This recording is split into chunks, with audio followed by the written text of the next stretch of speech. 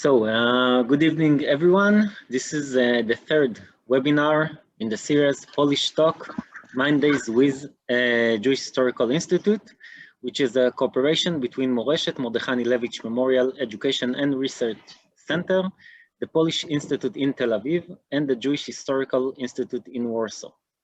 We are 2 days before International Holocaust Remembrance Day. The questions of how should the world commemorate the Holocaust, the victims, and what are the educational challenges while the years are passing by, getting more and more relevant every year.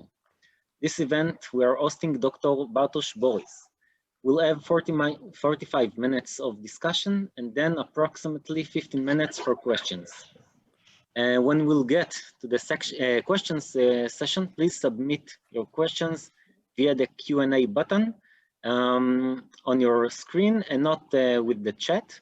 Dr. Bartosz Borys is a historian, graduate of University of Wrocław, head of education department at the Jewish Historical Institute in Warsaw.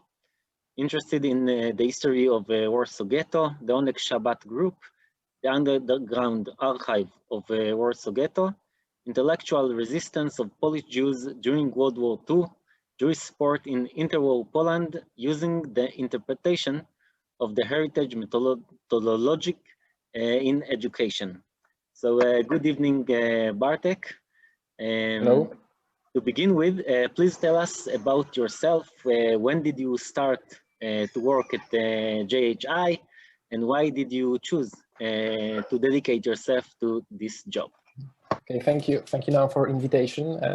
Shalom, good afternoon, dobry wieczór Państwu. Thank you for invitation. I'm very happy to be here and have this meeting online. It looks that this pandemic gives us a great chance to organize events like this. So to answer your questions, I work at the JHI since November 2016, and since April 2020, I'm the head of education department. And well, I would say that as historian, I see the need of sharing the knowledge about the past that would be universal, but also understandable for people today. And it's not less important, based on historical scientific sources. And the JHI and its important collection that you already mentioned, the Underground Archive of Warsaw Ghetto, has a special and very unique mission of presenting a history of Polish Jews from Jewish perspective.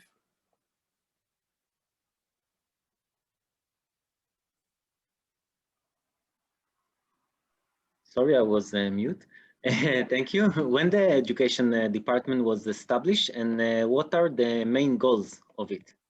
Well, I'm not going to tell you the exact date, but it's a part of the structure of the JHI for years. And I would mention a few points that I would say are always our priority. Well, first of all, thanks to the great collection of the Ringelblum's archive, known also as the Underground Archive of Warsaw Ghetto, sharing the knowledge about the history and culture of Polish Jews, especially but not only related to the World War II and the Holocaust.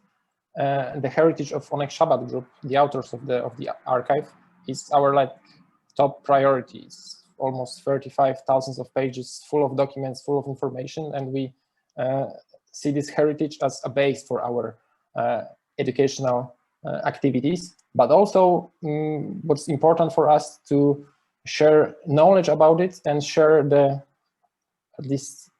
selection of the most important documents with teachers, with people who are responsible for educating students on this formal way of education. So we organize seminars for teachers where we share what's best and what's the most useful from our collection, and that can be used in Polish school, and that would fit to the curriculum of the education, the history and the Polish language course, but also other activities like preparing the educational materials and classes related to the exhibitions that we have at the JHI. We have 2 permanent exhibitions. One is devoted to the Oneg Shabbat group. It's called What We've Been Unable to Shout Out to the World. And the other one is called Beit Tfilah, the House of Prayer. So those 2 permanent exhibitions, they're covering those 2 topics, the the war history of Polish Jews and the Holocaust, and the culture and the religion history, focused mostly on the example of Polish Jews, but also like organizing those regular classes for students, workshops, guided tours through our exhibition, and also walking tours through the former Jewish district and the Jewish cemetery. Or we have actually two cemeteries, but mostly we are focused on the Okopowa Street Cemetery. This is also important part of our activities, and we are focused on many groups. This is not only something for the teachers and the students, but some activities like guided tours or walking tours are also for the general audience. Mostly this is for inhabitants of Warsaw, but it's actually for everybody.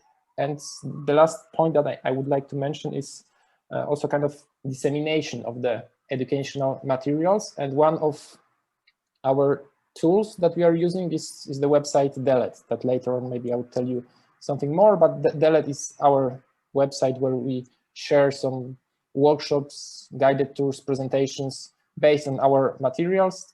So what's there is like the selection of the best, or selection of documents like focus on one particular topic. So this is in our opinion a website that fit to share some documents with some description that can be used by teachers, for example, at school.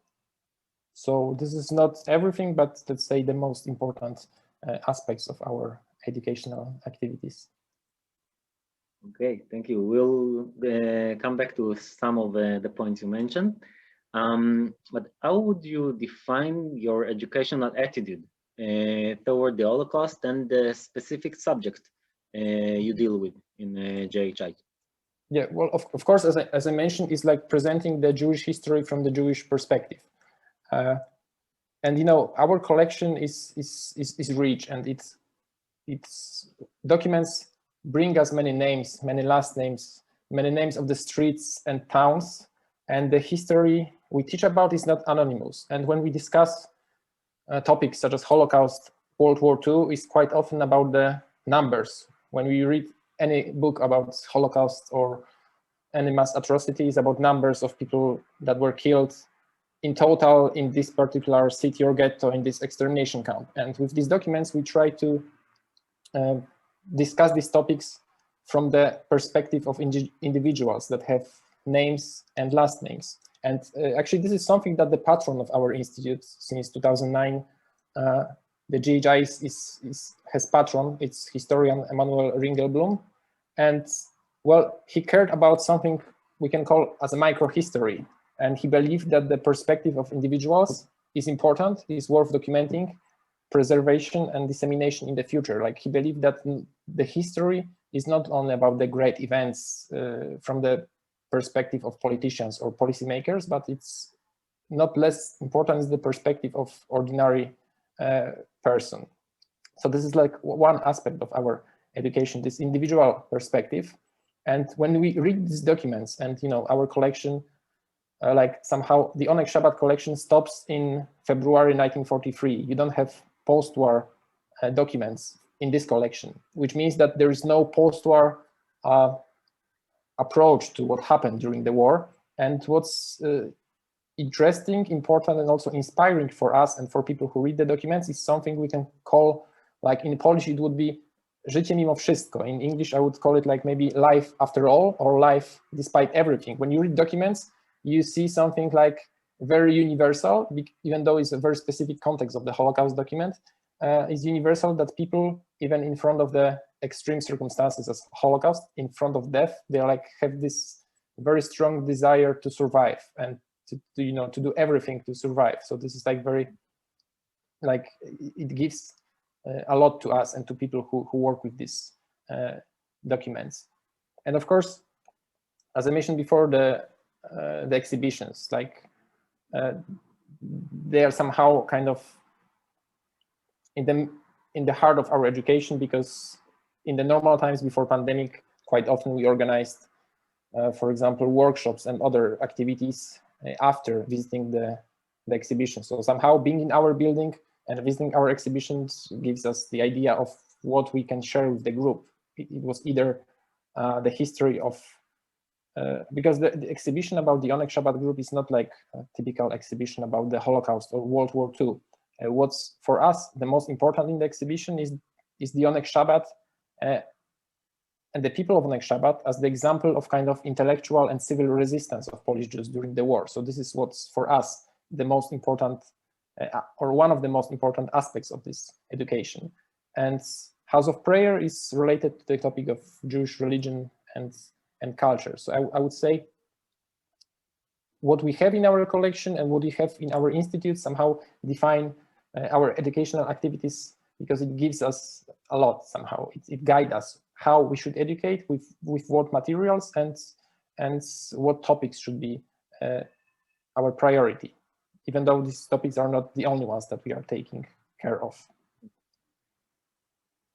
Oh, you kind of answered my next question. I wanted to ask how the fact you are part of this important, so important archive is reflected in your education. And I prepared also like maybe bigger answer to that, if you don't mind, because yeah, I mean, because it's a lot, but we can benefit from this, you know, collection building and everything. So I just made a note for myself to tell 3 aspects, because this whole collection is about, I mean, this collection, you know, somehow sometimes I'm using different names for the same collection of documents. Sometimes I call it the Onek Shabbat archive, Ringelblum's archive, or the underground archive of Warsaw Ghetto, which is actually the same collection of documents that presents the story of the Holocaust, or rather the story of individuals in front of Holocaust from Jewish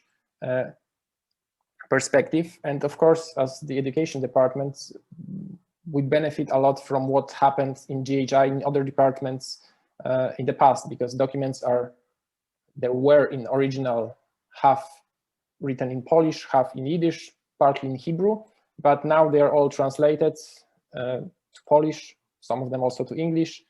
They are described in almost 40 volumes by our scientific department. They're like scanned, available online, which means that we can only use them. We can select what's most important for us. So the fact that the other employees of the JHI in the past did this great work, now we can only use what's important for us. And I would say the documents we have somehow cover the topics we are educating about. So it's the topics like Holocaust and the fate of Polish Jews during World War II. This is, and also the culture and the religion of the Polish Jews. This is the core of the topics in our education, on workshops, seminars, lectures, and publications. But the other aspect is also our headquarters, the building we are located in, because, you know, our building now, the address is 3/5 Tłomackie Street. Before the war, it was Tłomackie 5. It's like one of the few buildings that served the Jewish community of Warsaw even before the war, and during the war and after the war. So the history happened in this building, and it has this, as we can call it, like genius loci, like of this place is not the only address on the map. It has something in many layers. Like before the war, it was the headquarters of the Central Judaic Library, like main Judaic Library, and the Institute for Judaic Studies. During the war, it was headquarters for Jewish social self-help, and also the Onek Shabbat group had meetings here. And after the war, since 1947, is the headquarters of the Jewish Historical Institute. So somehow the fact that we are here, we as Jewish Historical Institute, somehow we are feeling responsible for educating about these topics. And of course, the third aspect that I mentioned many times, but this is really important, is the perspective of individuals, but in a way that you know, there's always a chance for some kind of civil and intellectual resistance. Like this is the questions that, you know, quite often we but also many people maybe are asked, that how we can describe resistance, and quite often the answer is like resistance means like fighting with guns and ammunition and everything. But, you know, the Onek Shabbat is a great example of another type of resistance, that even if you don't have guns and you cannot shoot your enemies, it doesn't mean that you cannot do anything. And describe, in case of the Onyx Shabbat, describing the life and death of Jews during the war meant something, because first of all, informations about that were sent abroad, and at some point they were spread in the BBC radio in 1942 in June. But also, thanks to these documents, now, even though most of Polish Jews perished during the Holocaust, now the history of the nation is not forgotten thanks to this work, which means it's a great example that this intellectual civil resistance made a difference and makes sense. What are the visitors during, let's say, normal times? And also, which group or organizations participate in your programs? And of course, during these days, we must add what kind of changes COVID-19 brought in this context. Yeah, well, I would maybe focus more on the groups that the education department deals with. Yeah. Well, first of all, we are focused on working with students and teachers. But to gather students here to the JHI, we have to contact teachers first, which means that we organize some seminars, summer and winter academies for teachers, at least twice a year. Last year, we organized 3 seminars where we can share with teachers, briefly speaking, like what we are as the JHI, what collection of documents we have, what's located in our building, what our exhibitions are about, and how you can use what's in our collection in your education. So we are gathering teachers here, with this idea and hope that later on they are richer with the knowledge and the materials that we gave them, and they will come back with the students here, or they would use this knowledge in a class. So we organize those seminars for years, and we have like huge group of teachers that participated even more than once, because we organize also seminars on, let's say, basic and the more advanced level, and also another seminar related only to the topic of the religion and the culture of the Jews, not related to the war and the Holocaust history. So these are teachers, and through teachers we try to reach students as well, like mostly students from Polish schools, and our offer to them is to participate in guided tour, workshop. This is something we can offer them in our building, but also walking tour in a former Jewish district, former ghetto, is something we can offer them. And also together with Association Children of the Holocaust, Stowarzyszenie Dzieci Holokaustu, and the Polin Museum, we organized for many years a contest, the knowledge contest for the mixed group of teachers and students. So last year we haven't organized it because of the pandemic, but maybe this year we can come back to the tradition of organizing the contest. So this is our offer for students, students from the primary and the high school. The third group are students from universities. We organized to them or for them some kind of study visits. Mostly they were students of Judaic studies or Hebrew language studies or historical studies who were interested in our activities, but enriched by some lectures of our scientific department's members. They were maybe not interested in workshop itself so much, but they wanted, to visit our exhibition, maybe to have walking tour in a former Jewish district, plus some lecture of our scientific employee or visit in the archive. So that was maybe what we offered the group of students. But also there were students and teachers from abroad. This is definitely sounds like something like 2019 and earlier. They were one of the examples is like Erasmus Plus project. Many schools from Poland cooperated with schools from Germany, Czech Republic, and other countries, and they were interested in doing something which is available in English. And this is how like school students from many countries plus Polish group, they were visiting us and participating in workshops and some guided tours. But also there were many like projects or study visits related to the topics of Holocaust. They were a group of students who came to Poland for 1 or 2 weeks, and part of their tour, mostly they were like somehow related not only to the Holocaust, but like the history of Polish Jews. At some point they were stepping into the JHI. So these were this, you know, foreign students group that visited us so much. Of course, Warsaw inhabitants.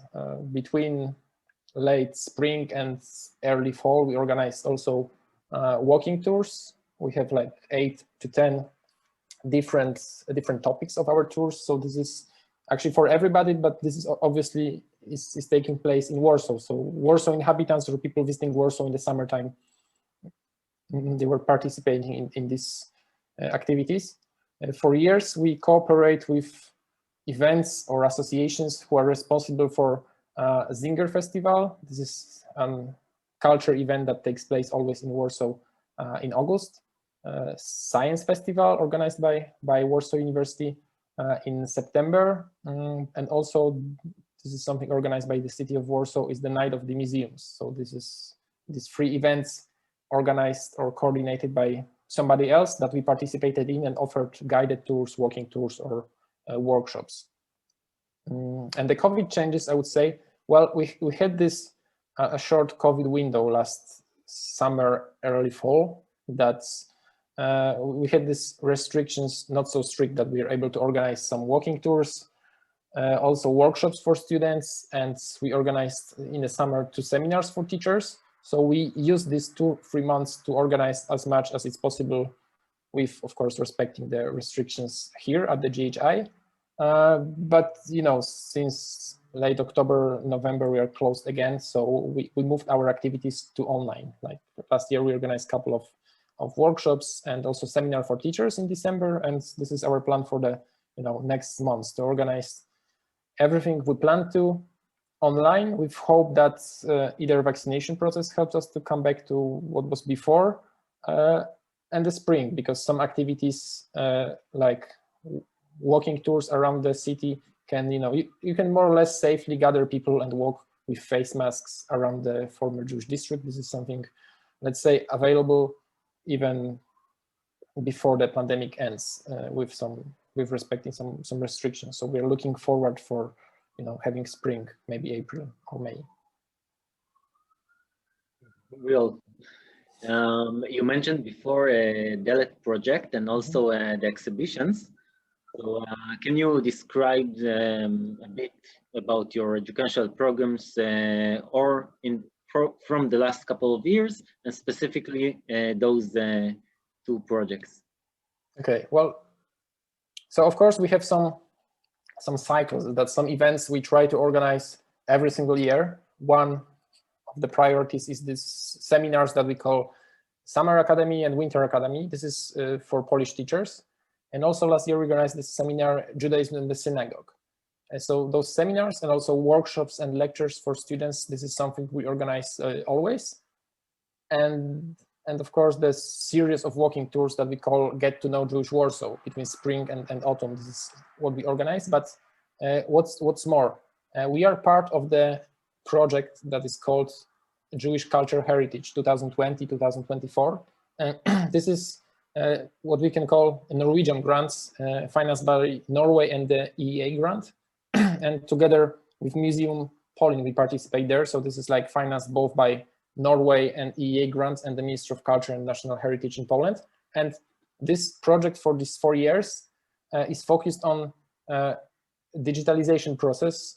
So we have funds for digitalizing part of our collection that is not online yet, and use it to publish, to organize exhibitions, and to organize some educational events with using these new documents that were not available online before. Also, there are projects that, for example, happened once or twice in the past. For example, we organized kind of seminar for foreign students, ambassadors of Onek Shabbat in 2018 and 19. There were 2 editions. That was a project for, the participants were from Hillel organization at Penn State University.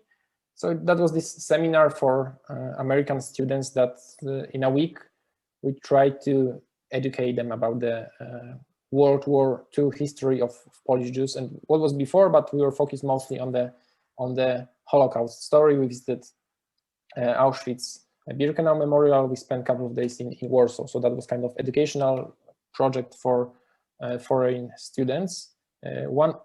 Another project that is, I think, worth mentioning and somehow is related to Israel as well, and I think that might be interesting. It's a project that we called Synagogue in Oni, Georgia, the traces of Polish and Georgian heritage in Israel. So this is something we organized in 2019, and we kind of follow up of this project is a kind of short, I don't know if you can call it documentary movie that summarized the effects of the project, and this is available on our YouTube channel with English subtitles. So maybe at some point we can share the link to that. But the idea for the project starts with the legend that the rabbi from Georgian city of Oni got inspired by the great synagogue of Tłomackie that was located vis-a-vis to our headquarters before the war. And according to the legend, he was inspired by this architecture, and he wanted to build similar synagogue in Oni, in Georgia. And this community of Georgian Jews in Oni were leaving Georgia and moving to Israel between 60s and 90s of 20th century. And actually almost every single Jew from Oni moved to Israel, mostly to Beersheba, where they have their own synagogue. And this project we did with 3 universities, Cardinal Stefan Wyszyński University in Warsaw, Ben Gurion University in Beersheba, and also Georgia University in Tbilisi, together with Foundation of Polish Modern Art. And students from these 3 universities and scientific crew from these universities and photographer, we went to Oni.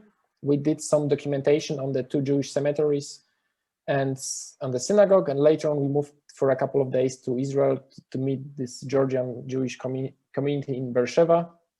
And we prepared kind of summary what we found out, and maybe the movie would tell you what exactly we found out. But for us, it was like great opportunity to see how ideas and influences between Warsaw migrated to Oni and then to Beersheba. And the starting point was our neighborhood, the great synagogue of Tłomackie. So this is an example of like event that happened once, but maybe it can be part like a beginning of something bigger in the future. And the project was a part of a program, Culture That Inspires, that was organized by Polish Ministry of Culture and National Heritage.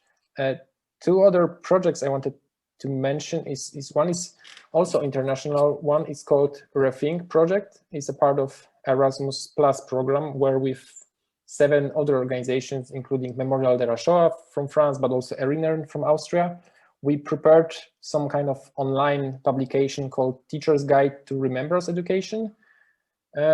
And this is an effect of work of 8 institutions to publish like one universal guidebook for teachers all around Europe, that at some point in their educational activity, they have to deal with visiting memorial sites, for example, or dealing with remembrance education. So this is like the guidebook that maybe some inspiring ideas they can find.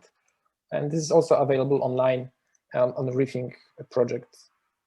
Yeah, and the last one that took place in our department recently is an audio guide that we prepared for our permanent exhibition, what we've been unable to shout out to the world in English and Polish. It haven't started yet. We are waiting for the opening of the cultural institutions again, but it will be possible to visit our exhibition and use this guidebook with your own phone. So even, this is very, I think, quite secure for visitors. You don't have to loan any object, any headphones or anything. You can just use your own phone with internet and visit the exhibition and follow our I would say vision of how to visit our exhibition, because our main exhibition is not typical chronological exhibition. You can visit it in many ways, and our narrative in audio guide is just an example, our suggestion that might be helpful for visitors. I would like to mention that in the invitation for this event, we add a link for a few projects of the JHI. So people who want can press this link, and they'll find also link for your YouTube channel with the short movie about this project, the synagogue in Oni. Sorry. Let's switch for a different kind of questions. What kind of reactions or feedbacks do you get from the visitors? I mean, I assume that there is quite a wide scale of different reactions. Yeah, well, that's true, but you know, mostly people who are sharing their thoughts with us, it's mostly positive or very positive and very inspiring. For example, seminars with our teachers. Of course, the group of people who is coming here, there are people who are interested in the topic and they're here because they want to be here. So discussions with them are very inspiring for us. And for example, we always, after the seminars, we are asking for feedback. We are sending kind of survey in email, and we are asking what was good and what was bad in your opinion, and what would you like to have in the future if we organize, for example, a seminar on advanced level, for example. So this is like one of the source of the feedback for us, which is very inspiring because we know what topics we should cover in the future, or what materials teachers would be expecting from us. And this is probably something that later on I would mention also. But for example, the book we publish in education departments is a kind of effect of those opinions after the seminars, because the teachers wanted kind of the book that would summarize the story of the Onyx Shabbat and the Jewish faith during the war from that perspective.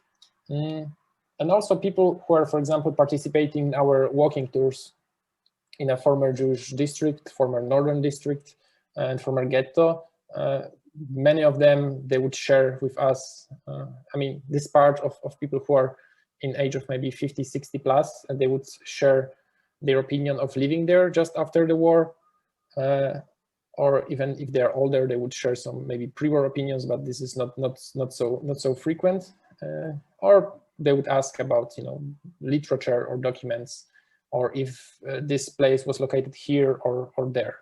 So, you know, there are also people that I'm very happy, because in the first years when I was working here on the guided tours or the walking tours, many people were like in the age of 40, 50, 60 plus, which is great. But I was thinking that it would be great to have also younger people who would be interested in the topic. And I was happy that in the last 2 years, maybe the amount of younger people is also participating in those walking tours. And I'm not really sure what would be the reason. Probably there isn't one, but for example, from few different people, I heard questions about the book. Maybe you heard Król, or, you know, the King of Warsaw. It was a novel published by Szczepan Twardok, Polish author, that's recently the Canal Plus television made a TV series based on that book, for example. And the part of the plot took place in Nalewki Street, one of the most famous street of Jewish Warsaw. And then people that read that book, maybe they could get lost, because, you know, sometimes even if you have the pre-war address in Warsaw, it's not actual anymore, because the street doesn't exist or is located somewhere else. So somehow it looks that the pop culture or the literature could be something that would encourage people to participate in our events and look for the answers there.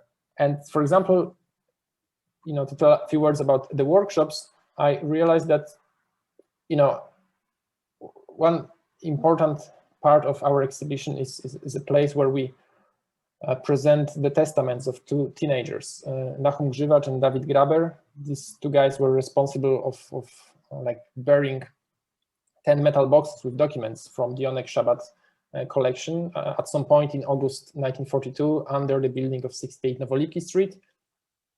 And many students is in their age, like, and they're like 16, 18, so they can somehow feel that these testaments are not written by somebody like older than them with different experience. They see that this, it's not normal and not natural to be 18, 19 and write your own testament. And these documents, for example, ask questions. They are interested in about the whole story, because they have this perspective of concrete people with name, last name, but also that they can find some similarities between maybe themselves, maybe not because they have experience of the war, but they have at least similar age, and that could be the starting point. So, and sometimes, when documents on the exhibition or on the workshops, they're covering the topic of some particular city or streets, people who are from this location, they would ask maybe more questions, because it's like, is this trigger for them? They hear maybe the name, or they feel some similarity between the person they read documents about and themselves, and they would ask questions. So mostly it's rather something inspiring, an example of the academies, but also questions about the past. This is something that we have a lot on the walking tours, and the questions about the personal stories. This is something what we have when we work with documents, that they are not anonymous, I would say. What you would say are the main challenges you deal with at the educational daily work? Mm-hmm. And is there any difference between, for example, Jewish visitors to Polish visitors? Well, recently the biggest challenge is the fact that we are closed. But even before, the problem was that not all of the teachers and students who wanted to visit us had a chance, because Warsaw is in the middle of Poland, but still it's not so easy to organize the trip for one day at Warsaw to visit us. So maybe some kind of solution, at least at some point, is that we have this online offer for students and for teachers, that even if they're far away, this is like for free or for a very small amount of money, they can participate in our events. So that was one of the challenges before, that we were not able to reach for students and teachers who are living not in the Warsaw region, I would say. But about this difference, well, of course, in every single country, the history in the guidebook at school is a bit different. So if you have visitors, even if they are like Jewish visitors, but they are from different country, not only from Israel, but from United Kingdom, from United States, from France, the reality of like Poland occupied by Nazi Germany is not fully understandable, because the situation of Jews was different in Poland and in France at some point. For example, in 1941. So maybe understanding the reality of how it was to be Jewish and non-Jewish in German occupied Poland, maybe that's something that needs to be described during guided tour or workshops for foreign students. Not long ago, as you mentioned also before, you published the book titled "The Archive: More Important Than Life," which is actually a project of the educational department, which I think is not something very common. And this is an opportunity to recommend actually for everyone to read this book. It's very interesting, and it's available in Polish and in English, and it's also as an ebook. But why did you decide to do this project as educational department, and what do you think about the result?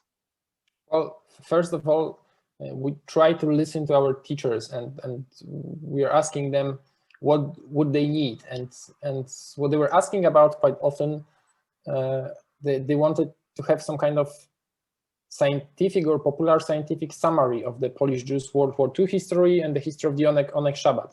Well, because at the JHI in the recent years, the people who were responsible for that did an amazing job to publish almost 40 volumes with documents from Ringelblum archive. These volumes are available on paper and also online in Polish, and so far 4 volumes are in English, also available in paper and online. But this is like 40 volumes, like thousands of pages, and even though each volume has a great scientific description, So even if you're not professional, you can read that, but it's still a lot. Like teachers, even if they're like history teachers, they have to cover the whole history, not just World War II, which means that not all of the people have time to read all of those 40 volumes, even introduction to these volumes. So they were interested in something maybe smaller, but professionally made. So we thought that, many departments here did a great job, like scientists and translators, they prepare those volumes, digitalization process and digitalization departments offer people access to these documents, and the documentation of Jewish heritage covers, like, brings as many pictures of the former Jewish Warsaw, and these are many documents here and there, and we thought that it would be good to offer something for teachers, which is like accessible and available to anybody who is not professional but who is interested in the topic. And that's the point we realized that this is not the book only for teachers, but for actually everybody, because it's challenging, but we thought it could be would bring us and other people many profits to offer a book that this is popular science that looks good, has nice design, but in the same time it's based on historical sources and prepared and checked by professionals. So this is the reason why we decided to write and also publish it. And then we translated into English, and then COVID came from Wuhan. So that was the moment that printed books came to JHI, and then we were not able to share them as much as we wanted. We also prepared an ebooks, which gives people all around the world to access to these books. But our feedback mostly we got from teachers, that we gave them this book after our seminars, and mostly they were like happy to have this one guidebook that in the same time would offer the link to the book. If they are looking for like more detailed knowledge about this or that topic. So that was our idea, to offer a kind of handbook with the most important information that looks good, and at the same time it helps you to find like more about this particular topic you're looking information about. And pandemic didn't give us a chance to spread information and to organize meetings here at Jewish Historical Institute about the book. We organized an online event in August. It's recorded and it's on our website, but still the book, I guess, won't be outdated. It will be actual as much next year in 2022 and later, which means that when the time is good, we would like to promote this book more and more, and we think that maybe the even upcoming series of walking tours that we would like to organize in since April will be a great chance to promote the book. Hopefully it will be possible. Okay, so maybe last question before we let the audience to ask their questions. Educators, maybe if we'll have time, we'll speak more about international projects, but educators and general public who wish to visit at JHI or to offer project with, how and to whom should they address or contact?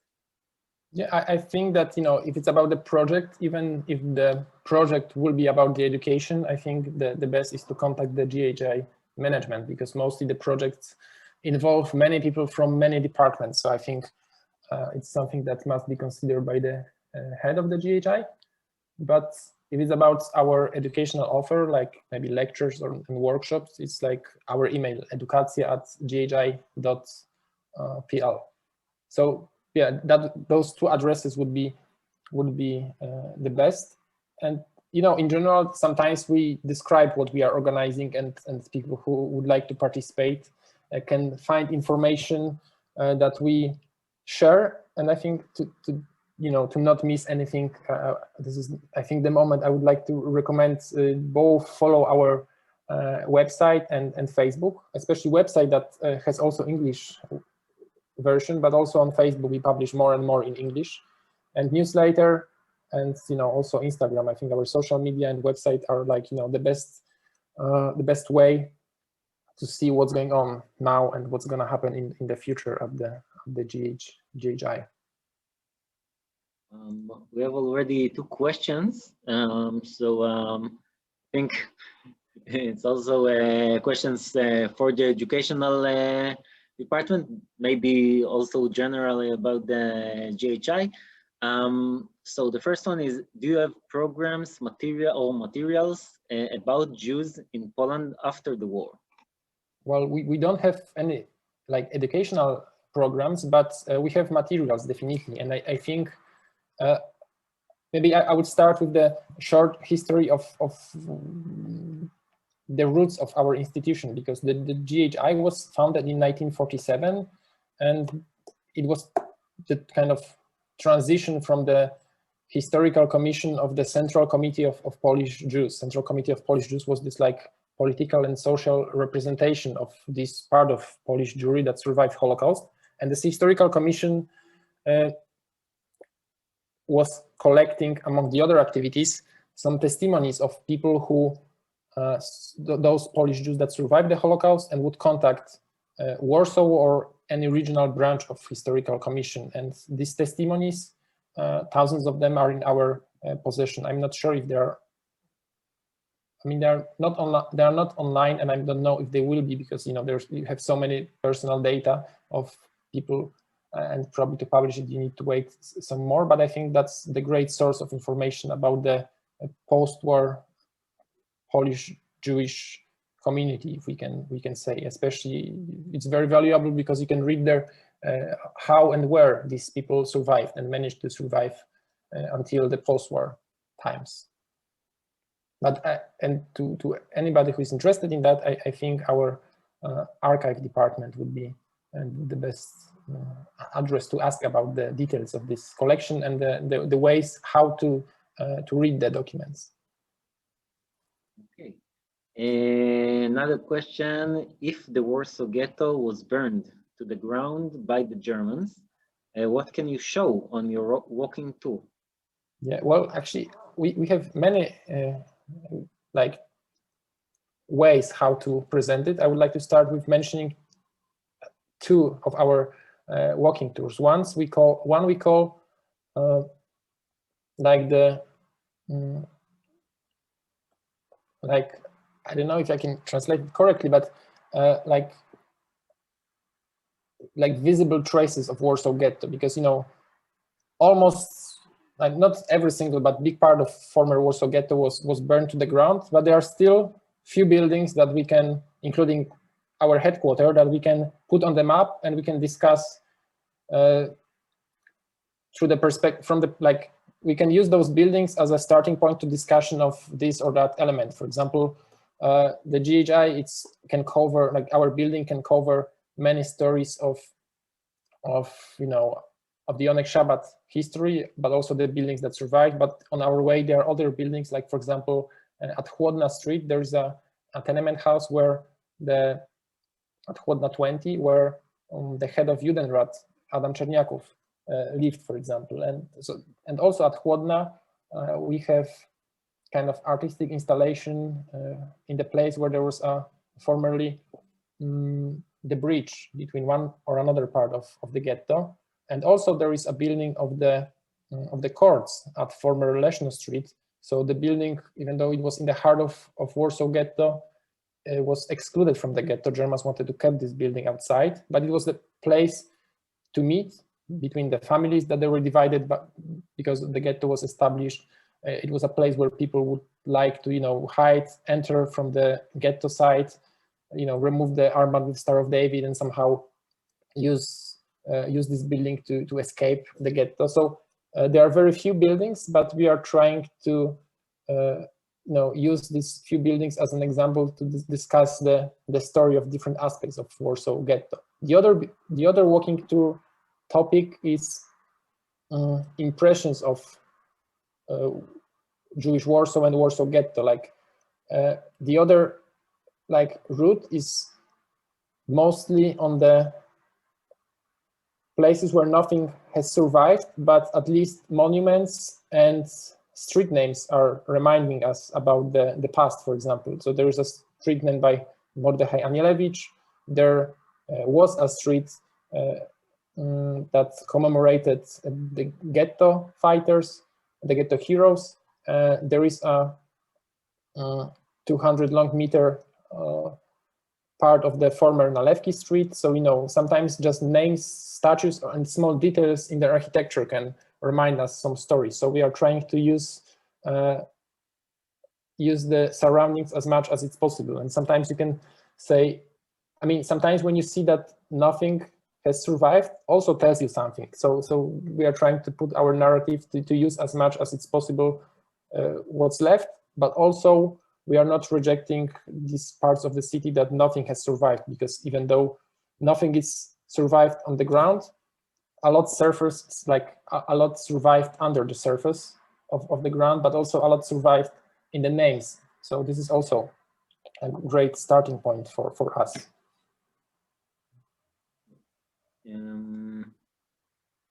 Is Brodno cemetery is open to the public, and do you show it in your tours?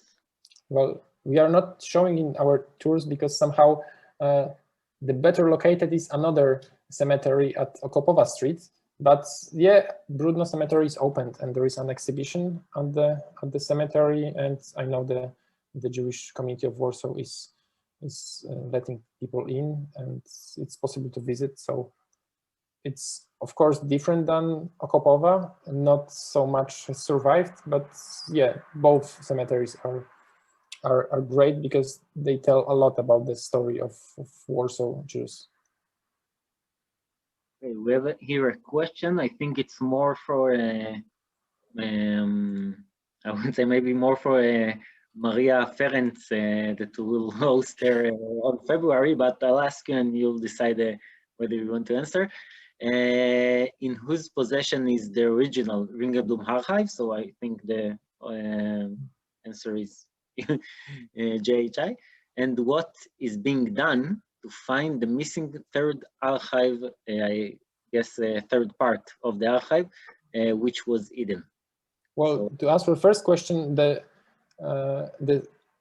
Association of Jewish Historical Institute is in the possession of the archive and the building, and I'm working at the culture institution called Jewish Historical Institute. So this is like this, public-private partnership, and Ministry of Culture and National Heritage is managing the Jewish Historical Institutes, and the Association of JHI is a private association that's all together create what we have here as the JHI. And the third part, yeah, maybe definitely like Maria Ferenc, now Dr. Maria Ferenc, would be a great person to answer that question. But two persons who worked in the past in the JHI, Agnieszka Haska and Aleksandra Bańkowska, they wrote an article in this paper Zagłada Żydów that is published by the Center for the Research, that is part of for example, I don't know what's the official name, Center of the Research for the Holocaust, and they made this article in which they stated that most probably in something we can call the third part never existed, and it's hard to prove that it existed. And if you look for the search for the archive, then you see that the first part, 10 metal boxes, were found at former Nowolipki 68th Street, because one of the three members of the group, Hershwasser, he knew that the 10 metal boxes were buried under Nowolipki 68 building, and they were found. But two milk cans with documents, they were buried in the same location, but these three survivors didn't know about that, and they were found 4 years later, like accidentally.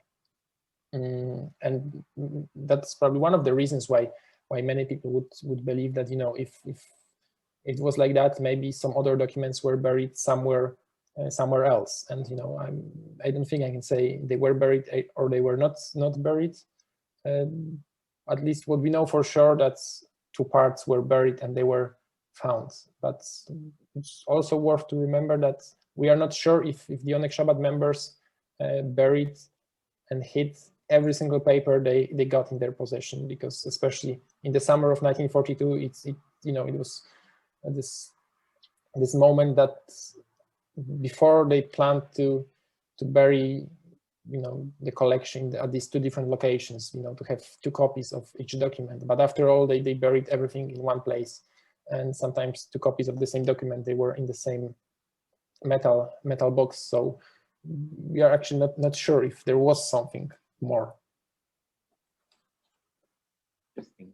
We're almost run out of time, so maybe I would tell you more. I mean, I know you have also a question, but I was thinking it would be good to mention maybe the new exhibition that we have at the JHI.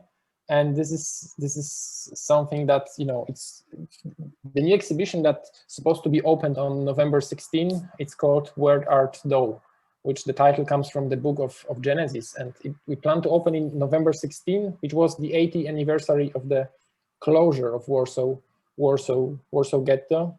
But, the exhibition, as it was closed, it's still, because the cultural institutions are not opened yet.